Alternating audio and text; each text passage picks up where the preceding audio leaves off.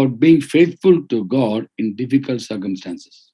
और वो विषय है कि परमेश्वर के साथ विश्वास योग्य बने रहना कठिन समयों में भी। It's a very powerful verse. I mean, every verse of God is powerful, but in the context of facing difficulties, to the church in Smyrna, in the book of Revelation, in chapter 2, verse 10, the Lord says, और Bible में वैसे तो सारी आयतें जो हैं बड़ी सामर्थी हैं, पर एक बहुत ही सामर्थी वचन है प्रकाशित वाक्य के 2 अध्याय उसकी 10वीं आयत में, जिसमें जो स्मरना की कलीसिया के लिए परमेश्वर बोलता है, do not be afraid about what you're about to suffer. जो तुम जो देखने जाने, तुम्हें जो दुख झेलने हैं उनसे मत डर। I tell you, the devil test some of you, put you in prison and test some of you. You'll suffer persecution for 10 days. Be faithful even to the point of death, and I will give you the crown of life. क्योंकि देखो शैतान तुम में से कितनों को jail खाने में डालने पर है, ताकि तुम परखे जाओ, और तुम्हें 10 दिन तक क्लेश उठाना होगा। प्राण देने तक विश्वासी रहे, तो मैं तुझे जीवन का मुकुट दूंगा। The Lord clearly told them, you are going to suffer for 10 days persecution from the evil one.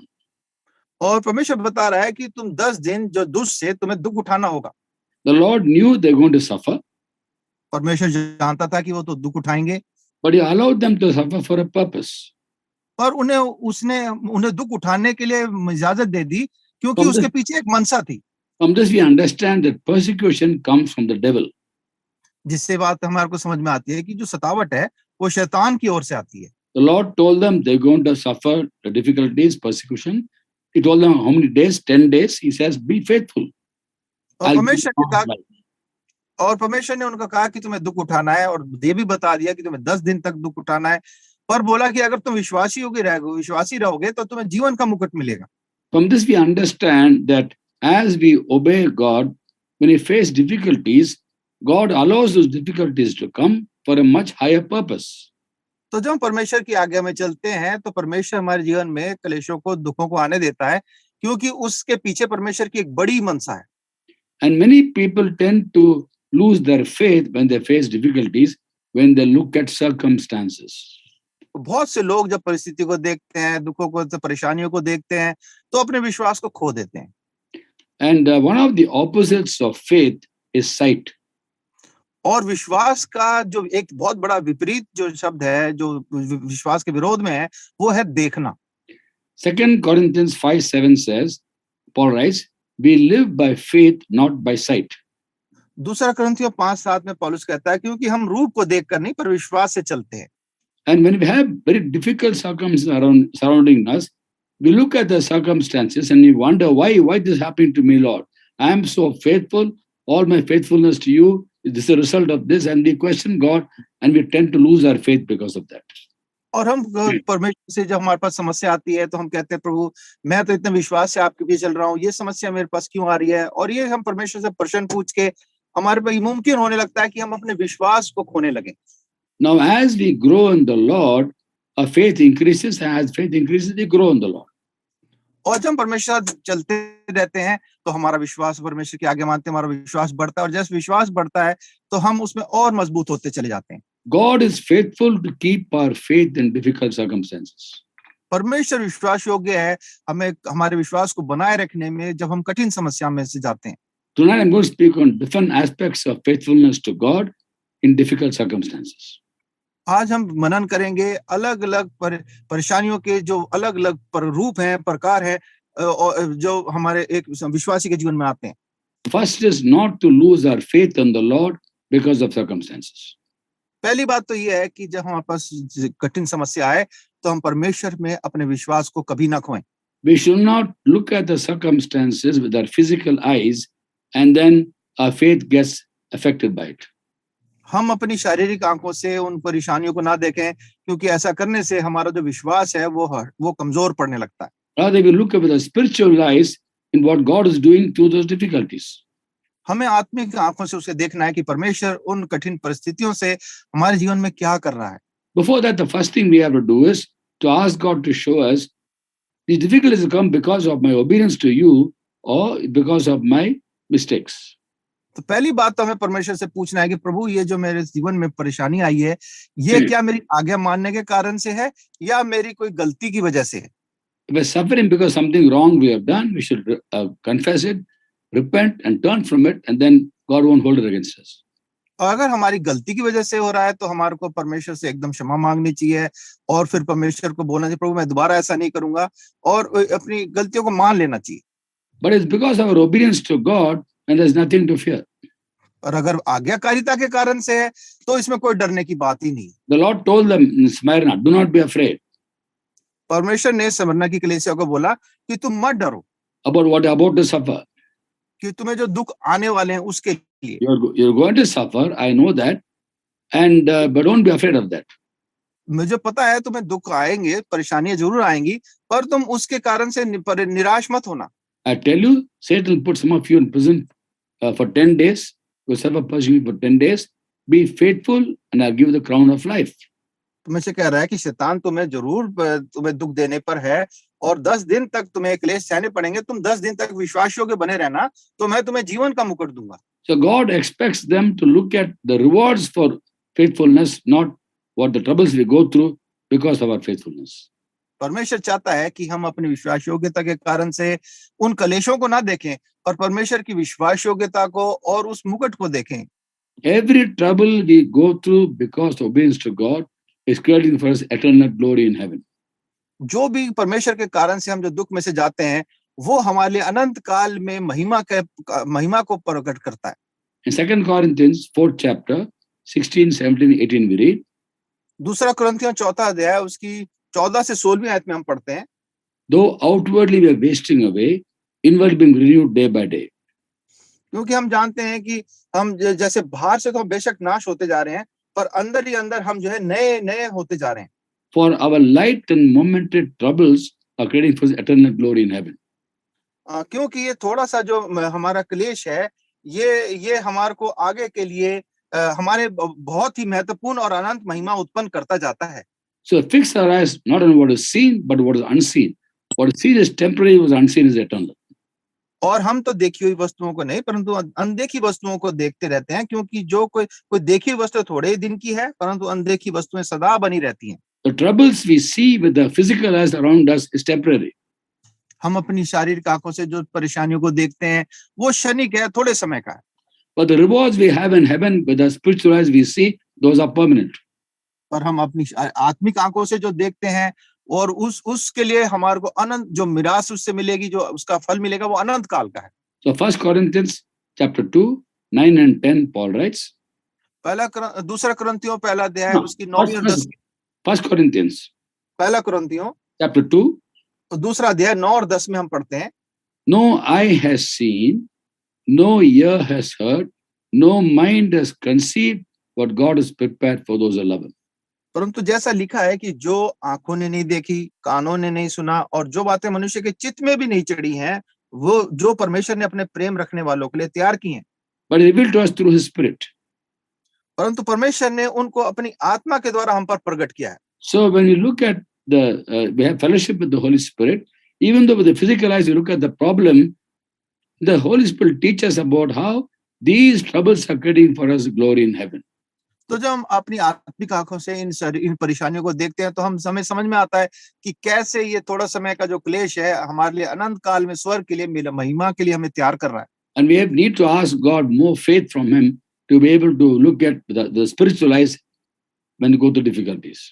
और हमें जब परेशानी में से जाते हैं परमेश्वर से हमें विश्वास से आत्मिक आंखों को मांगना है ताकि हम उन परेशानियों में को देख सकें। In 2 Thessalonians in chapter 3 verse 1 and 2 and 3, Paul writes. दूसरा थिस्सलुनियों उसका चैप्टर ब्रदर chapter 3, तीसरा अध्याय, the first 3 verses. और पहली 3 आयतों में हम पढ़ते हैं, He is asking the church to pray for him. Pray the word of God will spread widely and be honored. वो कहता है भाइयों हमारे लिए प्रार्थना क्या करो कि प्रभु का वचन ऐसा शीघ्र फैले और महिमा पाए जैसा तुम में हुआ। Pray that we'll be rescued from evil men and wicked and evil men. वो कहता है कि हमारे लिए प्रार्थना करो कि हम दुष्ट लोगों के चंगुल से बचें। For not everyone has faith. क्योंकि हर एक में विश्वास नहीं है। But God is faithful. He will strengthen you and protect you from the evil one. परंतु प्रभु सच्चा है, वह तुम्हें दृढ़ता से स्थिर करेगा और उस दुष्ट से सुरक्षित रखेगा। So the Apostle Paul was working along with many other people in the ministry. And not everybody had the same faith that he had. So he says that some people don't have that amount of faith. So pray we are rescued from evil people. For not everyone has faith. पौलुस जो है वो सेवकाई कर रहा था, वो जानता था कि हर एक में वैसा विश्वास नहीं है, इसलिए वो कहता है कि हर एक में विश्वास नहीं है, इसलिए तुम उनके लिए हमारे लिए प्रार्थना किया करो। That we protect from the evil one. And then God, he goes on to say, but God is faithful. He will strengthen you and protect you from the evil one. और फिर वो आगे चल के कहता है, परंतु प्रभु सच्चा है, वह तुमको दृढ़ता से स्थिर रखेगा और उस दुष्ट से सुरक्षित रखेगा। So at difficult times, if we feel our faith is affected, we need to ask Jesus to increase our faith. तो जब हम कठिन परिस्थिति में जाते हैं और हमारा विश्वास हिलने लगता है, तो हमें परमेश्वर प्रभु यीशु मसीह से बोलना है, प्रभु मेरे विश्वास को बढ़ा। He is the author and perfecter of our faith. वो हमारे विश्वास को लिखने वाला, शुरुआत और अंत वही है। The second aspect of faithfulness is faithfulness to obey God. और दूसरा पहलू जो विश्वासयोग्यता का है, वो है कि परमेश्वर रिपीट करना पड़ेगा। The second aspect of being faithful to God is in being faithful to obey Him. और विश्वासयोग्यता का दूसरा पहलू है कि हम विश्वासयोग्य बने रहें परमेश्वर की आज्ञा मानने में। Now, sometimes when you go to difficult days, we tend to lose our zeal for obedience. कई बार जब हम परेशानी में जाते हैं तो होने लगता है कि हम परमेश्वर से जो हमारी लगाव है, जलन है परमेश्वर की आज्ञा मानने की, वो कम होने लगती है। Now, in the Old Testament time, the Lord spoke about His people, the 3rd chapter of Malachi, 13 to 15. और इसके बारे में परमेश्वर ने अपने इजरायली लोगों के लिए मलाकी 3रा अध्याय 13 से 15वीं आयत में इस बात को बोला। God tells them, you have said harsh things against me, yet you say, what do we say against you? यहोवा ये कहता है, तुमने मेरे विरुद्ध ढिठाई की बात की है, परंतु तुम पूछते हो हमने तेरे विरुद्ध में क्या कहा है? You have said it's futile to serve God. तुमने कहा है कि परमेश्वर की सेवा करनी व्यर्थ है। What do we gain by carrying out His commandments and going about like mourners before the Lord? हमने जो उसकी बताए हुए कामों को पूरा किया, सेनाओं के यहोवा के डर के मारे शोक का पहरावा पहने हुए चले, इससे क्या लाभ हुआ? Now we call the arrogant people blessed, even evildoers prosper, and those that challenge God escape.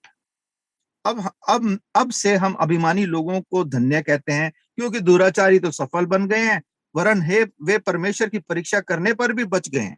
Well, the interesting thing is, these people who are saying these things were carrying out the commandments. और ये लोग ये ऐसी बातें कह रहे थे जब परमेश्वर की आज्ञा मानते हुए कह रहे थे। But they're carrying out commandments to get blessings from God. They wanted to earn the blessings of God. और ये ये जो आज्ञा मान रहे थे, वो इसलिए कर रहे थे कि परमेश्वर इसकी बात द्वारा से उनको आशीष देगा। What do we gain by carrying out the commandments and going about like mourners? वो कह रहे हमें आज्ञा मानने से क्या मिला, हम तो ऐसे शोक करने वालों की तरह घूम रहे हैं। They were not obeying God out of love for Him, but rather mourning and obeying. और वो परमेश्वर की आज्ञा जो है प्रेम के कारण से नहीं कर रहे थे, वो आज्ञा तो मान रहे थे पर शोक करते हुए It's not a joyful obedience, it was a mourning obedience. वो खुशी वाला आनंद वाली आज्ञाकारी नहीं थी, वो तो एक शोक करते हुए आज्ञा मान रही थी। Because the motivation to obey was to get some gain from God. क्योंकि उनकी मनसा, उसकी जो उनकी आज्ञा मानने के पीछे जो थी, वो था कि परमेश्वर उन्हें कुछ आशीष देगा। Then look at people around them. Arrogant people are blessed, evildoers prosper, those who challenge God escape. They're all enjoying life. Wicked people are enjoying life. और वो कह रहे हैं कि ये कैसे हो सकता है? अब हम अभिमानी लोगों को धन्य कहते हैं, क्योंकि दुराचारी सफल बन गए हैं, वरन वे परमेश्वर की परीक्षा करने में बच गए हैं। तो आज से जो है वही धन्य लोग हो गए। Even today there are Christians who feel because they are obeying God, they have a right to blessings from God. आज भी बहुत से मसीह लोग ऐसे ही हैं, अगर वो परमेश्वर की आज्ञा मानते हैं तो वो सोचते हैं ये अब हमारा हक हो गया है कि परमेश्वर हमें आशीष दे। The Lord blesses us because He loves us. We can't earn the blessings. परमेश्वर हमें आशीष देता है क्योंकि हमसे प्रेम करता है। उस आशीष को हम कमा नहीं सकते। And when our obedience to God is conditional to His blessings, then when things don't go well, we lose that zeal for obedience. और जब हम ऐसी शर्त रख के परमेश्वर की आज्ञा मानते हैं, तो जब वो आज्ञाकारी हमें आशीष नहीं मिलती तो हमारी जो जलन है, परमेश्वर के लिए जो लगन है, वो कम हो जाती है। One of the aspects of faithfulness to God is obedience. और विश्वास योग्यता की परमेश्वर के साथ जो एक बहुत बड़ा पहलू है, वो है उसकी आज्ञा मानना। Romans 1:5, obedience comes from faith. Romeo 1:5 में लिखा है कि आज्ञाकारिता विश्वास से आती है। As compared to those people referred to in the book of Malachi, और उन लोगों की तुलना में जो कि मलाकी के जमाने के लोग थे, we are called to obey God because we love Him. हमें बुलाया गया कि हम परमेश्वर की आज्ञा माने क्योंकि हम उससे प्रेम करते हैं। In John 14:23, Jesus says, if anyone loves me, he will obey my teaching. और यूहन्ना 14:23 में प्रभु यीशु मसीह ने कहा कि जो मेरे से प्रेम करता है वो मेरी आज्ञाओं को मानेगा। And we love Him or we obey Him because He first loved us. और हम उससे इसलिए प्रेम करते हैं क्योंकि पहले उसने हमसे प्रेम किया। 1 John 4:19 says, we love because He first loved us. पहला यूहन्ना 4:19 में लिखा है कि हम उससे प्रेम करते हैं, हम इसलिए करते हैं कि पहले उसने हमसे प्रेम किया। Now, God's love for us is unconditional. और परमेश्वर का प्रेम जो हमारे लिए है वो बिना शर्त के है। In Jeremiah 31:3, God says, I've loved you with an everlasting love. I've drawn you with loving kindness. और यिर्मयाह 31:3 में वो कहता है, यहोवा मुझसे दूर दर्शन देकर कहता है, मैं तुझसे सदा प्रेम कर रखता आया हूं, इस कारण मैंने तुझ पर अपनी करुणा बनाए रखी है। In Romans chapter 8:38-39, Paul writes, Romeo 8:38 और 39वीं आयत में पौलुस लिखता है, For I'm convinced that neither death nor life, neither angels nor demons, neither present nor the future, nor any powers, neither height nor depth, nor anything else in all creation, will separate us from the love of God in Christ Jesus. क्योंकि मैं निश्चय जानता हूं कि ना मृत्यु, ना जीवन, ना स्वर्गदूत, ना प्रधानताएं, ना वर्तमान, ना भविष्य, ना सामर्थ, ना ऊंचाई, ना गहराई, ना कोई और सृष्टि हमें परमेश्वर के प्रेम से जो हमारे प्रभु यीशु मसीह में है अलग कर सकेगी। God's love is unconditional, God's love is everlasting, and nothing can separate us from God's love. परमेश्वर का प्रेम अनंत काल का है, वो कभी कम नहीं होने वाला और कोई भी उस प्रेम से हमें अलग नहीं कर सकता। Since the love never changes, it's for eternal love, then if we love God and we obey Him, then we'll always love God. तो क्योंकि परमेश्वर का प्रेम अनंत काल का है और उसको कभी कम नहीं होता, तो जब हम उससे प्रेम करते हैं तो वो भी कभी कम नहीं होना चाहिए। Let me repeat that statement. If we love God, and loving God means obeying Him, if we love God because He loves us, since He loves us all the time, we'll obey God all the time. क्योंकि परमेश्वर से हम प्रेम करते हैं, परमेश्वर हमसे हरदम प्रेम करता है, तो अगर हम परमेश्वर से हम भी प्रेम करते हैं तो हम उसकी आज्ञा हर समय मानेंगे। Why should our obedience to God depend upon good circumstances? हमारी परमेश्वर की आज्ञाकारिता इस बात पे क्यों निर्भर हो कि मैं परमेश्वर की कैसी आज्ञा मान रहा हूँ। So when things seem to go wrong, we don't realize God is in command. He will restore everything and He will bless us in ways beyond our imagination. तो जब हम परेशानी में जाते हैं, हम इस बात को क्यों भूल जाते हैं कि परमेश्वर अभी भी सब चीज उसके नियंत्रण में है और वो हमें आशीष देगा, हमारी समझ बूझ से बाहर हमें आशीष देगा। Ecclesiastes chapter 3:11 says, He makes everything beautiful in His time. सो देशक और तीसरा अध्याय उसकी 11वीं आयत में लिखा है कि परमेश्वर हर चीज अपने समय में सुंदर बनाता है। And therefore, let us not go slow, let us not be lethargic in obedience because things are not fine around us. और हम इस बात से हम आलसी ना हो जाएं, ढीले ना हो जाएं कि सब चीजें तो मेरे साथ मेरे आसपास ठीक से नहीं चल रही हैं। We must ask the Holy Spirit to show our hearts, to show, are we obeying God because everything is fine around us, or are we obeying God because we love Him? तो हमें अपने आप से पूछना है कि क्या मैं परमेश्वर की आज्ञा मान रहा हूँ क्योंकि सब कुछ मेरे आसपास ठीक चल रहा है, या मैं उसकी आज्ञा मान रहा हूँ चाहे परिस्थिति मेरे विरुद्ध कितनी भी खराब क्यों ना हो। So God wants us to be faithful in obedience in difficult circumstances. परमेश्वर चाहता है कि हम उसकी आज्ञाकारिता करते रहें कठिन परिस्थितियों में भी। In fact, in John 16:33, Jesus says, I've told you these things that in me you will have peace. In the world you will have troubles, but take heart, I overcome the world. यूहन्ना 16:33 में प्रभु यीशु मसीह ने कहा, मैंने ये बातें तुमसे इसलिए कही हैं कि तुम्हें मुझ में शांति मिले। संसार में तुम्हें क्लेश होता है, पर ढांढस बांधो, मैंने संसार को जीत लिया है। The third aspect of faithfulness is faithfulness in serving Him. और तीसरा पहलू विश्वास योग्यता है कि हम विश्वास योग्य बने रहें उसकी सेवा करने में। Serving God also means serving people. परमेश्वर की सेवा करना मतलब लोगों की सेवा भी करना। And as we serve people, the motivation for serving people should be out of love for God again. और जब हम लोग परमेश्वर की सेवा करते हैं तो उसके पीछे मनसा ये होना चाहिए कि लोगों की सेवा करें कि हम परमेश्वर की ही सेवा कर रहे हैं, उसका प्रेम कर रहे हैं उससे। When the Lord restored Peter to the fellowship, and when he asked him 3 times, "Do you love me? Do you love me? Do you love me?" And Peter said, "I love you, Lord." What did Jesus say? "Feed my lambs. Take care of my sheep. Feed my sheep." पतरस से जब यीशु मसीह ने 3 बार पूछा, क्या तू मुझे प्रेम करता है, क्या तू प्रेम करता है? पतरस कहता, हाँ करता हूं। परमेश्वर ने उसको बोला 3 बार यही बोला कि मेरे भेड़ों को चरा, मेरे भेड़ों की रखवाली कर। And when we serve God, we'll never lose our reward in heaven. और जब हम परमेश्वर की सेवा करते हैं तो हमें उसका जो परिणाम है, उसका जो फल है, वो कभी भी हमारे हाथ से खोएगा नहीं वो। In John 12:26, we read, Jesus says, "Whoever serves me must follow me. Where I am, my servant will be. My Father will honor the one who serves me." यूहन्ना 12:26 में परमेश्वर मसीह ने कहा, यदि कोई मेरी सेवा करे तो मेरे पीछे हो ले, और जहां मैं हूं वहां मेरा सेवक भी होगा। यदि कोई मेरी सेवा करे तो पिता उसका आदर करेगा। Again, serving God, like I told you, is out of love for God. And we love because He loved us. So always we serve God. और हम परमेश्वर की आज्ञा मानते हैं और इससे प्रेम करते हैं क्योंकि उसने हमसे प्रेम किया, इसलिए हम उसकी सेवा हरदम करते रहते हैं। Hebrews 6:10 says, इब्रानियों 6:10 में लिखा है, God is not unjust.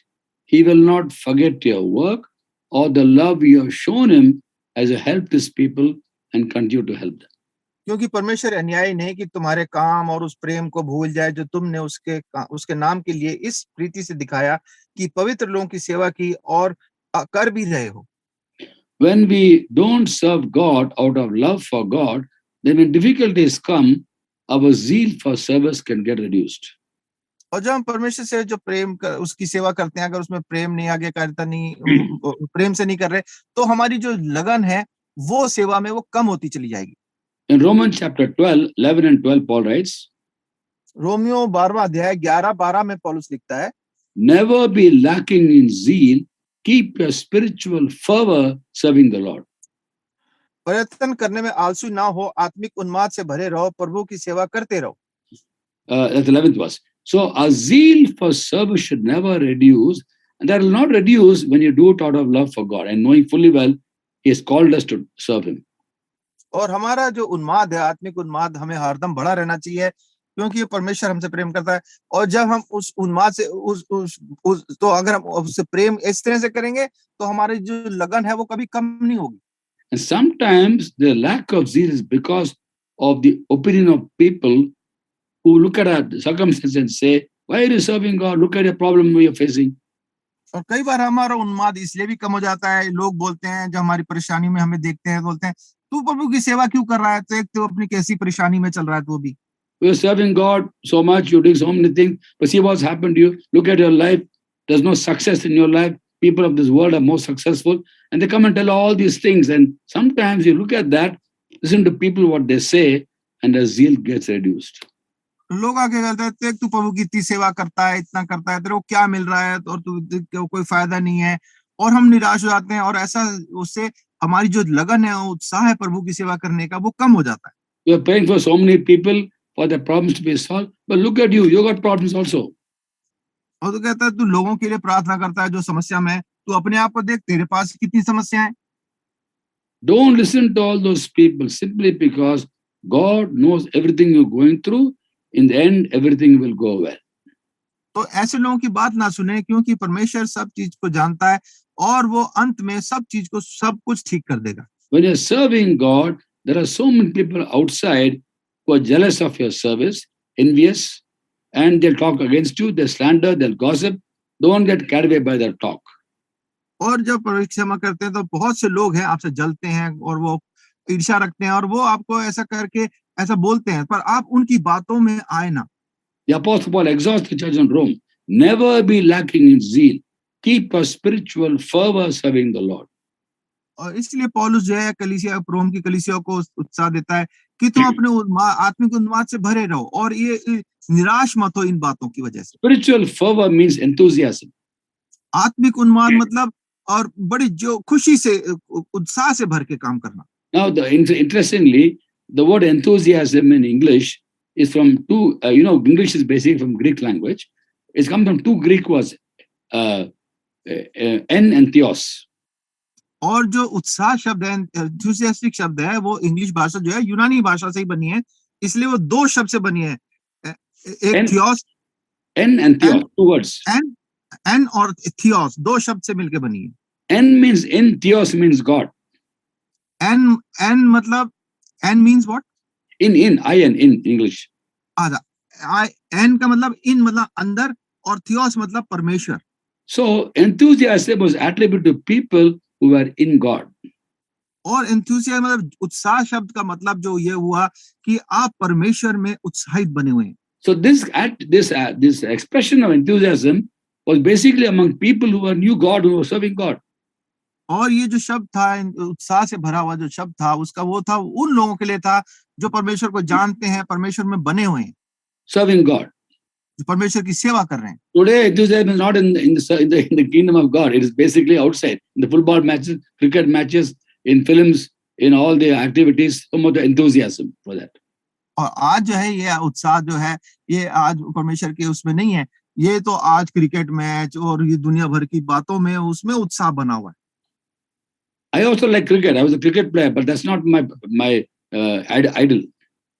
भाई भी क्रिकेट खेलते थे, बहुत उनको शौक भी था क्रिकेट का, पर उसको अपना कभी भी उसका अपना एक मूर्त नहीं बनने दिया, उसी के पीछे नहीं पड़े रहे. Nothing should come in the way of our service to God.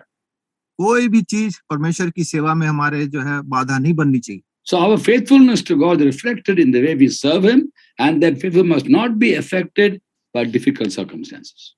और हमारी जो विश्वास योग्यता है, कठिन परिस्थिति में हम कैसे बर्ताव कर रहे हैं, उस पर प्रकट होती है, और हमें कभी भी कठिन परिस्थितियों से अपने उत्साह को कम नहीं होने देना चाहिए. Like I said, this zeal can be affected by looking at the problem or also listening to what people say about what we're going through. और ये हम जैसे बताया कि हम अपनी समस्या को जब देखें, या लोग हमारे को उस कठिन समस्या के बारे में जब बोलते हैं, उससे हमारा जो उत्साह है वो प्रभावित हो सकता है. And we think sometimes, I'm serving God, I'm having this problem. What will people think of me? What will they think of my faith? What's the use of this faith? But the point is this: in those difficulties, God is making you a display of splendor to these very people. और लोग जब आप परेशानी में होते हैं तो कहते हैं क्या फायदा हुआ, तुम इतनी सेवा करते हो, तुम्हें क्या मिल रहा है. पर हमें याद रखना चाहिए कि परमेश्वर इन कठिन परिस्थितियों में ले जाके एक उदाहरण की तरह हमारे को रखता है, कि ताकि उसकी महिमा को हम प्रकट कर सके. When you serve God out of love for Him, then people see that, they realize, oh, this fellow is different. In spite of difficulty, he's serving God. Something special about him. That is, special is Jesus. और वो लोग देखते हैं कि भाई ये कैसे कठिन परिस्थिति में, परेशानी में भी प्रभु की सेवा कर रहा है, इसमें कुछ अलग बात है. और वो समझते हैं, फिर जब उनको समझ में आता है कि क्योंकि ये प्रभु यीशु मसीह को जानता है. Look at the life of the Apostle Paul. Look at the amount of difficulties he faced. और उसके जीवन को देखें, कितनी समस्याएं उसने अपने जीवन में झेली. 5 times he received the 40 lashes minus 1. और 4 दफे तो उसको 39 कोड़े पड़े. फिर 5 times he got lashes. और 5 दफे उसको डंडों से पीटा गया. 5 occasions he got 39 lashes. और 5 दफे उसको 39 कोड़े पड़े. He was stoned. He was beaten with rods. He was in danger in the sea, in the land, sleepless nights. So many difficulties he faced. और उसने बहुत पथराव किया गया, मारा गया, समुद्र में पानी में पड़ा रहा, और बहुत सारी कठिन परेशानियों में से अपने जीवन में से निकला. But the motivation for serving God was the love of God. और उसके पीछे जो उसकी जो मनसा थी, जो उसको उत्साह दे रही थी, वो था परमेश्वर का प्रेम उसके जीवन में जो था. 2 Corinthians 5:14 he writes, the love of God compels me. I'm constrained by the love of God. But can you check in Hindi what it says? I want to know. 2 Corinthians 5:14. English says, the love of God compels me. 2 Corinthiययों 5:14 में हिंदी में ऐसा लिखा है, क्योंकि परमेश्वर का प्रेम हमें विवश कर देता है, इसलिए कि हम यह समझते हैं कि जब तक सब के सब के लिए मरा तो सब मर गए. What does that word vivash mean actually? परमेश्वर का प्रेम. Vivash means to force. Yeah, exactly. That's the exact word. Compels me, constrains me. And the word he says that God's love in me is so amazing that I can't but share the gospel. Woe to me if I don't share the gospel. वो कह रहा है परमेश्वर का प्रेम मेरे जीवन में इतना भरा हुआ है, इतना जबरदस्त है कि मैं विवश हो जाता हूँ कि परमेश्वर की सेवा करूं। So faithfulness to God also is reflected in serving God in midst of difficulties. और हमारी विश्वास योग्यता परमेश्वर की इस बात में प्रकट होती है कि हम कठिन परिस्थिति में भी उसकी सेवा करें। And the fourth area of faithfulness is faithfulness to keep our prayer life very, very active. और चौथी बात विश्वास योग्यता है कि हम अपने प्रार्थना के जीवन को बहुत मजबूती से रखें, उसको बहुत एकदम उसको रखें मजबूती से। Not to go slow on our intimacy with God and our fellowship with God. परमेश्वर के साथ जो हमारी संगति है उसको हमें धीमा ना पड़ने दें। In Romans 12:12, Paul writes, Romeo 12:12 में पौलुस लिखता है, be joyful in hope, आशा में आनंदित रहो, patient in affliction, क्लेश में स्थिर रहो, faithful in prayer. और प्रार्थना में नित्य लगे रहो, विश्वास योग्य बने रहो। Our fellowship time with God should never be affected by difficult circumstances. हमारी जो परमेश्वर के साथ प्रार्थना की जो संगति है वो कठिन परिस्थितियों से कभी भी प्रभावित नहीं होनी चाहिए। We should be faithful in keeping our prayer time, our devotion time with God, and never allow anything to come in the way of that. हमें प्रार्थना के समय में परमेश्वर के साथ विश्वास योग्यता से बने रहना चाहिए और कठिन परिस्थितियों को बाधा नहीं बनने देना चाहिए। I know many people who, when have difficulties, they say, I prayed so much, what use of praying, what use of, how can I enjoy God? I will stay away. And they sulk in a corner and don't spend time with God. God wants us to go to Him at that point of time. और बहुत से लोग कठिन परिस्थिति में होते हैं, कहते क्या फायदा हुआ, मैंने इतनी प्रार्थना करी, मेरी प्रार्थना नहीं सुनी गई, और किनारे में बैठ के वो सुसकने लगते हैं, मुंह बना के बैठ जाते हैं। पर परमेश्वर जो है हमारे को उस कठिन परिस्थिति में भी आशीष देना चाहता है। Prayer is not just talking to God, more than that is listening to God. और प्रार्थना जो है परमेश्वर से ज्यादा बात करना ही नहीं है, परमेश्वर की सुनना भी है उसमें। In difficult times, we have to go to Him. He will speak to us. कठिन समय में हमें उसके पास जाना है, वो हमसे बातें करेगा। In Psalm 32, verse 8 and 9, He says, I will instruct you and teach you the way you have to go. I will counsel you and watch over you. Don't be like the horse or the mule, which have no understanding, but must be controlled by bit and bridle, or they will not come to you. मैं तुझे बुद्धि दूंगा और जिस मार्ग से तुझे चलना होगा उसमें तेरी अगुवाई करूंगा। मैं तुझ पर कृपा दृष्टि रखूंगा और सम्मति दिया करूंगा। तुम घोड़े और खच्चर के समान ना बनो जो समझ नहीं रखते। उनकी उमंग लगाम और बाघ से रोकनी पड़ती है, नहीं तो वे तेरे वश में नहीं आनेंगे। All the more when you have difficulties, don't neglect your personal time with God. Go to Him to listen to Him rather than just talk to Him. और कठिन परिस्थिति में कोई भी बाधा ना बनने दे कि आपकी प्रार्थना के समय में बाधा बन जाए। आप उसके पास जाएं, उसे प्रार्थना करें, उसकी सुने। We have to be faithful in prayer. हमें विश्वास योग्य बने रहना है अपनी प्रार्थनाओं में। Because in that prayer time, He will speak to us and make us rise above difficulties. क्योंकि जब ऐसी कठिन परिस्थिति में प्रार्थना करेंगे तो परमेश्वर हमारी सुनेगा और हमारे को उस परेशानी में से, कठिनाई में से उठाएगा। He will talk to us. We have to listen to Him. वो हमसे बातें करेगा, हमें उसे सुननी है। He'll bring the promise of God to us, which will cater to the particular need we have got at that point of time. और परमेश्वर उस वायदे को हमारे पास लेके आएगा जो हमारे लिए बनाया गया है खास उस समय के लिए। At times, God wants to bless us or speak to us. Many Christians avoid God. और परमेश्वर जो हमको आशीष देना चाहता है ऐसी परिस्थिति में, और बहुत से लोग जो ऐसे समय में परमेश्वर को ही दूर करने लगते हैं। In Psalm 119, verse 50, the psalmist says, my comfort in my suffering is this, your promise preserves my life. और भजन 119 उसकी 50वीं आयत में लिखा है कि तेरे वायदे जो है वो मुझे शांति उसी से हुई क्योंकि तेरे वचन के द्वारा मैंने जीवन पाया है। When you're faithful to God and the fellowship with God, when you're faithful to, in that fellowship time, He'll speak to us and make us rise above difficulties. तो जब विश्वास योग्यता से परमेश्वर बने रहते हैं, उसके साथ प्रार्थना करते हैं, तो हमारे को उस मदद करता है परमेश्वर की उस कठिनाई में से हमारे को बाहर निकाले। In difficulty, He wants to talk to us. He wants to talk to us and comfort us. कठिन परिस्थिति में परमेश्वर हमसे बात करना चाहता है, हमारे को सांत्वना देना चाहता है। He is a God of all comfort who comforts us in all our troubles. वो बड़ा शांति का परमेश्वर है और हमारे को हर परेशानी में हमारे को शांति देना चाहता है। But you must be faithful to listen to Him, listen to His voice. और हमें विश्वास योग्य होना चाहिए कि हम उसकी आवाज को तो सुने। One more area where people tend to sort of neglect God's work in our life is when you go for a Bible study, a prayer meeting, or even a message, sometimes when you're sick, oh, I don't think I can come today. I'm not well. और बहुत दफे कुछ लोग ऐसा भी करते हैं, जब परमेश्वर हम कोई मीटिंग में जाना हो, बाइबल सभा में जाना हो, कोई सभा हो, तो हम कहते हैं अरे मेरी तो तबीयत ठीक नहीं, मैं आज नहीं जा पाऊंगा. Although I must go because you're not well. आपकी तबीयत ठीक नहीं है, इसलिए तो आपको और भी जरूर जाना चाहिए. Why? क्यों? Psalm 107 verse 20. भजन 107 उसकी 20वीं आयत. He sent forth his word and healed. उसने अपने वचन भेज के मुझे चंगाई दी. As we hear the word of God, healing comes. और जब हम परमेश्वर के वचन को सुनते हैं, चंगाई अपने आप आने लगती है. I know so many testimonies when people just come just to hear the word of God with sickness. They come to God and they want to hear from God and they get healed without even asking for healing.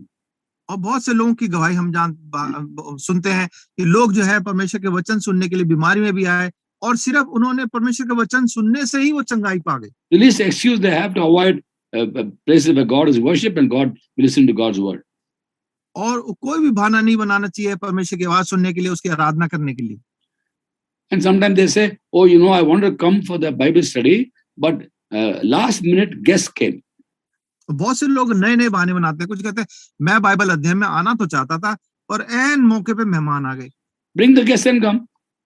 मेहमानों को भी लेके आ जाइए. Let them also hear the word of God. वो भी परमेश्वर के वचन सुने. If you value the word of God, it's going to change your life, then bring the guests also. Let them also enjoy. और परमेश्वर के वचन की आप कीमत जानते हैं, परमेश्वर ने आपके जीवन को बदला, आप अपने मेहमानों को भी लेके आ जाए. And let them know that you value God far more than any other human relationship. और उनको भी मालूम होना चाहिए कि आप परमेश्वर से को इतना आदर देते हैं, किसी भी मनुष्य के रिश्तेदारी से भी सबसे ज्यादा उसको आदर देते हैं. So 4 areas of faithfulness. Recording stopped. 4 areas of faithfulness in the midst of difficulties. और 4 हमने देखा विश्वासयोग्यता के कारण हमारे जीवन में जो परेशानियों के समय में हमें जिसमें बने रहना है. Number 1, faithfulness to keep the faith and not look at circumstances and reduce the faith. पहला कि अपने विश्वास में बने रहना चाहिए, परेशानियों को देख के अपने विश्वास को कम नहीं होने देना. Number 2, faithfulness in obeying God. दूसरा विश्वासयोग्य बने रहना है परमेश्वर की आज्ञाकारिता में. Number 3, faithfulness in serving God. तीसरा विश्वासयोग्य बने रहना है परमेश्वर की सेवा करने में. Number 4, faithfulness in prayer. चौथी बात विश्वासयोग्य बने रहना है प्रार्थना के जीवन में. As the Lord told the church in Smyrna, be faithful even to the point of death, and I'll give you the crown of life. परमेश्वर ने स्मरना की कलीसिया के लोगों को बोला, तू मृत्यु तक, अपने अंत तक विश्वासयोग्य बने रहे, तो मैं तुझे जीवन का मुकुट दूंगा. May God give us the faith to put to practice whatever we hear and put him number 1, number 2, number 3, number 4 in our lives. Number 1 priority for him and every priority for him only. परमेश्वर हमें सहायता करे कि हमारे परेशानियों में कैसे भी हो, इन 4 बातों को अपने जीवन में बना के रखें और इनको अपने जीवन में प्राथमिकता दें. God bless you all. परमेश्वर आप सबको आशीष दे.